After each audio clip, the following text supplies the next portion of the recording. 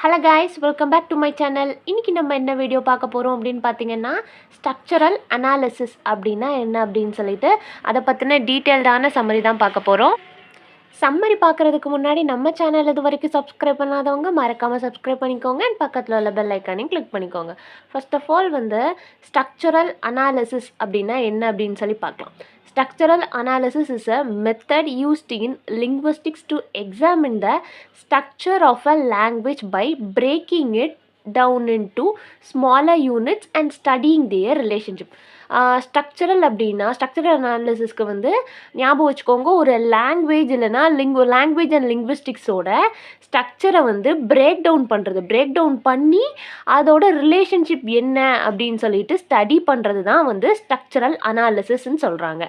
அந்த ஸ்ட்ரக்சரல் அனாலிசிஸை ஒரு வேர்டாக இருக்கலாம், இல்லைனா சென்டென்ஸ், இல்லைனா ஃப்ரேஸ், எதனாலுமே தனித்தனியாக பிரித்து அதை பிரேக் டவுன் பண்ணி அதை ஸ்மாலர் யூனிட்ஸ் ஆக்கி அதுக்கப்புறம் அதோட ரிலேஷன்ஷிப்பை நம்ம படித்து தெரிஞ்சுக்கிறது தான் ஸ்ட்ரக்சரல் அனாலிசிஸ். ஒரு லாங்குவேஜோட ஸ்ட்ரக்சரை நம்ம எப்படி அனாலிசிஸ் பண்ணுறோம் அப்படிங்கிறத நமக்கு சொல்லி கொடுக்கறது தான் structural analysis.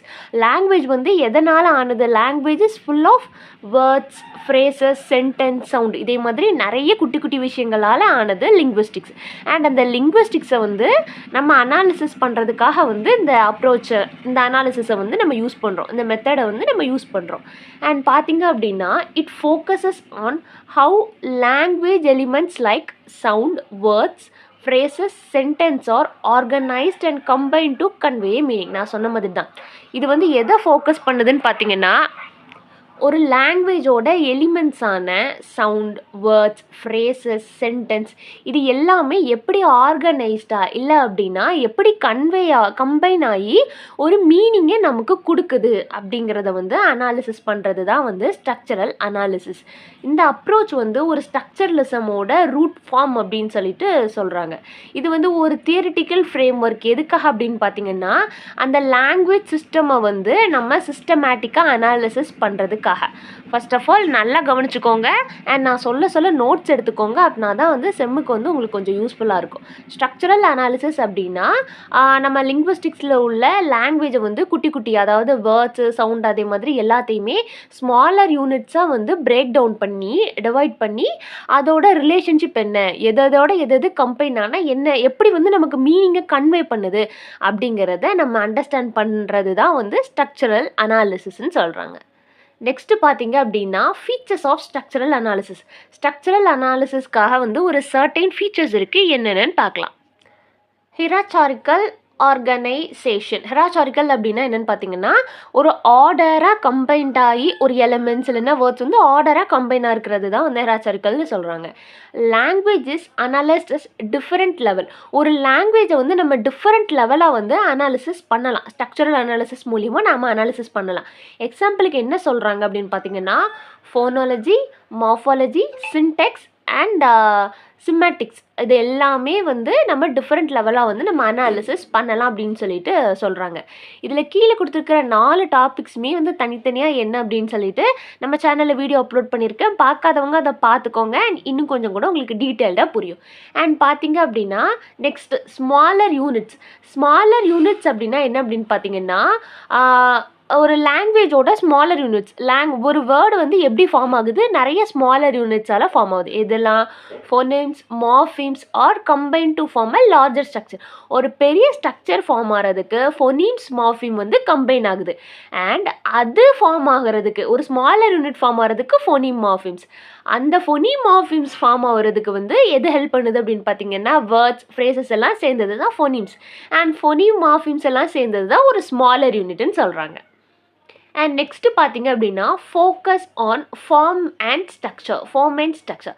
Mphasis is placed on the arrangement and relationship of a element rather than their meaning. இதில் ஒரு சென்டென்ஸ் அரேஞ்ச்மெண்ட் இருக்குது அப்படின்னு வச்சுக்கோங்களேன், அதோட ரிலேஷன்ஷிப்பையும் அந்த எலிமெண்ட்ஸோட மீனிங்கும் எந்த அளவுக்கு கனெக்டிவிட்டியாக இருக்குது அப்படின்னு சொல்லிட்டு அனாலிசிஸ் பண்ணுறது தான் சொல்கிறாங்க. நெக்ஸ்ட்டு பார்த்தீங்க அப்படின்னா சிஸ்டமேட்டிக் ஸ்டடி அப்படின்னா என்னென்னு பார்த்தீங்கன்னா, language is seen a system where each elements as function and interact with each other. Language அப்படிங்கிறதே வந்து ஒரு சிஸ்டமாக தான் நம்ம பார்க்குறோம். லாங்குவேஜ் அப்படிங்கிறது வந்து ஒரு சிஸ்டம். அந்த சிஸ்டமில் வந்து ஒவ்வொரு எலிமெண்ட்ஸும் வந்து எப்படி ஃபங்க்ஷன் ஆகுது அண்ட் எப்படி இன்ட்ராக்ட் ஆகுது. இன்ட்ராக்ட் அப்படின்னா இப்போ நம்ம ரெண்டு பேர் பேசிக்கிட்டு இருக்காங்கன்னா அது வந்து இன்ட்ராக்ஷன். அதுபோல் ரெண்டு எலிமெண்ட்ஸ் வந்து எப்படி இன்ட்ராக்ட் ஆகுது அப்படின்னு சொல்லிட்டு சொல்கிறது தான் வந்து சிஸ்டமேட்டிக் ஸ்டடின்னு சொல்கிறாங்க. லாங்குவேஜில் வந்து அதுதான் சிஸ்டமேட்டிக் ஸ்டடி. என்ன லாங்குவேஜ் அப்படின்னா ஒரு ஃபங்க்ஷன், அந்த ஃபங்க்ஷனில் உள்ள எலிமெண்ட்ஸ் எல்லாமே எப்படி இன்ட்ராக்ட் ஆகி ஒன்றோட ஒன்று எப்படி ஃபங்க்ஷன் ஆகுது அப்படிங்கிறத வந்து சிஸ்டமேட்டிக் ஸ்டடியில் வந்து சொல்கிறாங்க. அண்ட் நெக்ஸ்ட்டு பார்த்தீங்க அப்படின்னா பைனரி அப்போசிஷன். நம்ம வந்து இப்போ பார்த்துட்டு இருக்கிறது என்ன அப்படின்னு பார்த்தீங்கன்னா நம்மளோட ஸ்ட்ரக்சரல் அனாலிசிஸோட ஃபீச்சர்ஸ் ஆஃப் ஸ்ட்ரக்சரல் அனாலிசிஸ். அதில் வந்து பைனரி அப்போசிஷன். பைனரினா தெரியும், ரெண்டு. அப்போசிஷன், பைனரி அப்போசிஷன் அப்படின்னா கான்ட்ராஸ்டிங் எலமெண்ட்ஸ். கான்ட்ராஸ்ட் அப்படின்னா ஆப்போசிட், கான்ட்ராஸ்ட் கலர்லாம் சொல்லுவோம் இல்லையா, அது போல தான் வந்து கான்ட்ராஸ்ட் அப்படின்னா ஆப்போசிட் எலிமெண்ட்ஸ். ஆப்போசிட் அப்படின்னா ஹாப்பி, சேடு. இப்போது குட் பேட் அதே மாதிரி தான் ஆப்போசிட்டானது. Voiced versus voiceless sound. Voiced versus voiceless sound are used to distinguish this unit. Binary opposition வந்து distinguish பண்ணுறதுக்கு நான் எக்ஸாம்பிள் தான் சொல்கிறேன். Voiced sound versus voiceless sound are used to distinguishing units in the system அப்படின்னு சொல்லிட்டு சொல்கிறாங்க. Next பார்த்தீங்க அப்படின்னா அப்ளிகேஷன் ஆஃப் ஸ்ட்ரக்சரல் அனாலிசிஸ். நம்ம வந்து ஒரு லாங்குவேஜில் ஸ்ட்ரக்சரல் அனாலிசிஸை எப்படி அப்ளை பண்ணலாம், எப்படி அப்ளிகபிள் பண்ணலாம் அப்படின்னு சொல்லிட்டு பார்க்க போகிறோம். இதில் பார்த்தீங்க அப்படின்னா ஃபோனாலஜி அப்படின்னா மேக்ஸிமம் எல்லாருமே கேள்விப்பட்டிருப்பீங்க. இந்த வேர்டுக்கு வந்து நான் ஒரு ஹிண்ட் கொடுக்குறேன். ஃபோனாலஜி அப்படின்னா இப்போது ஃபோனாலஜியில் ஃபோன் ஞாபகம் வச்சுக்கோங்க. ஃபோனில் வந்து சவுண்டு தான் வந்து நம்ம சவுண்டு மூலிமா பேசுவோம். ஃபோன் பேசுகிறோம் அப்படின்னா சவுண்டு இருக்கும் இல்லையா, ஃபோனாலஜினா சவுண்டுன்னு ஞாபகம் வச்சுக்கோங்க. Identify phonemes like distinctive sound in a language through minimal pair. இதில் வந்து ஃபோனாலஜினா நமக்கு வந்து சவுண்டை வச்சு நம்ம டிஃப்ரென்ஷியேட் பண்ணுறது. இப்போ வந்து பேட் வெர்சஸ் பேட், இதில் வந்து என்ன டிஃப்ரென்ஸ் இருக்குது, நம்ம வந்து சவுண்டை வச்சு தான் வந்து நம்ம டிஃப்ரெண்ட் கண்டுபிடிக்கிறோம். அப்போது ஃபோனாலஜியில் வந்து நம்ம லாங்குவேஜில் ஃபோனாலஜியில் ஸ்ட்ரக்சரல் அனாலிசிஸ் மூலியமாக நம்ம வந்து இதை கண்டுபிடிக்கலாம். அண்ட் பார்த்திங்க அப்படின்னா morphology, study the structure of words by breaking them into morphemes, the smaller units of meaning. இப்போ வந்து மார்ஃபாலஜி அப்படின்னா study of structure by breaking them into morpheme. ஒரு மார்ஃபாலஜியை வந்து நம்ம மார்ஃபீம்ஸாக வந்து பிரேக் பண்ணி அதை வந்து நம்ம அதோட ஸ்ட்ரக்சரை வந்து ஸ்டடி பண்ணுறதா, ஒரு ஸ்மாலர் யூனிட் ஆக்கி அதோட மீனிங்கை கண்டுபிடிக்கிறதா வந்து மார்ஃபாலஜின்னு சொல்கிறாங்க. எக்ஸாம்பிளுக்கு பார்த்தீங்க அப்படின்னா அன்ஹாப்பி. இப்போ வந்து அன்னுங்கிறது வந்து ஒரு தனி வேர்டு அண்ட் ஹாப்பிங்கிறது ஒரு தனி வேர்டு. பார்த்தீங்க அப்படின்னா அது ரெண்டும் சேர்ந்தா இப்போ அன்னுக்கு வந்து நமக்கு வந்து மீனிங் கிடையாது. தனியாக போட்டோம் அப்படின்னா அன்னுக்கு மீனிங் கிடையாது. பட் ஏதாவது ஒரு வேர்டுக்கு முன்னாடி நம்ம ப்ரிஃபிக்ஸை ஆட் பண்ணுற வச்ச அதுக்கு வந்து நமக்கு வந்து ஒரு மீனிங் வந்து கொடுக்கும். அதுதான் வந்து இதில் சொல்லியிருக்கிறாங்க. நெக்ஸ்ட்டு பார்த்தீங்க அப்படின்னா சின்டாக்ஸ் அப்படின்னா என்னன்னு பார்த்தீங்கன்னா analysis sentence structure by identifying phrase, clause and their function. Syntax அப்படின்னா ஒரு ஸ்ட்ரக்சரை வந்து அனாலிசிஸ் பண்ணி ஒரு ஃப்ரேஸ், கிளாஸோட ஸ்ட்ரக்சரை அனாலிசிஸ் பண்ணி அதோட ஃபங்க்ஷன்ஸை கண்டுபிடிக்கிறது தான் வந்து சின்டாக்ஸ்ன்னு சொல்கிறாங்க. இதில் வந்து சப்ஜெக்ட், ப்ரெடிகேட், ஆப்ஜெக்ட் எல்லாமே வரும். நெக்ஸ்ட்டு பார்த்தீங்க அப்படின்னா semantics, examine the relationship between meanings such as synonyms, antonyms and hierarchical ரிலேஷன்ஷிப்னு சொல்கிறாங்க. சிமேட்டிக்ஸில் வந்து சிமேட்டிக்கோட ரிலேஷன்ஷிப், ஒரு வேர்டோட ரிலேஷன்ஷிப்பை கண்டுபிடிச்சி அதோட மீனிங்கை வந்து நம்ம கண்டுபிடிக்கிறது தான் வந்து சிமேட்டிக்ஸ் அப்படின்னு சொல்லிட்டு சொல்கிறாங்க. அண்ட் அதுக்கு எக்ஸாம்பிளுக்கு என்ன சொல்கிறாங்க அப்படின்னு பார்த்தீங்கன்னா dog is type of animal. இப்போது அனிமல்னு சொன்னோம் அப்படின்னா அனிமலில் வந்து நிறைய அனிமல், தௌசண்ட்ஸ் ஆஃப் அனிமல் வந்து அனிமல் அப்படிங்கிற ஒரு கேட்டகரி கீழே வந்து வரும்.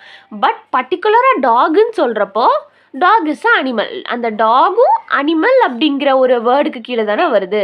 இப்போ டாக் அப்படின்னா அதை வந்து நம்ம தனியாக சொல்லும்போது ஒரு அனிமல் தானே சொல்கிறோம். அதை தான் அந்த இதில் சொல்லியிருக்காங்க. அதோட மீனிங் வந்து இதுதான் அப்படிங்கிறத சொல்லியிருக்காங்க. இவ்வளோதான் சம்மரி புரிஞ்சது அப்படின்னா மறக்காமல் லைக் பண்ணுங்கள். அண்ட் வேறு ஏதாவது போம் நாவலுக்கு சம்மரி வேணுன்னா அதை எங்களை கமெண்ட் பண்ணுங்கள். தேங்க்ஸ் ஃபார் வாட்சிங் and subscribe for more videos.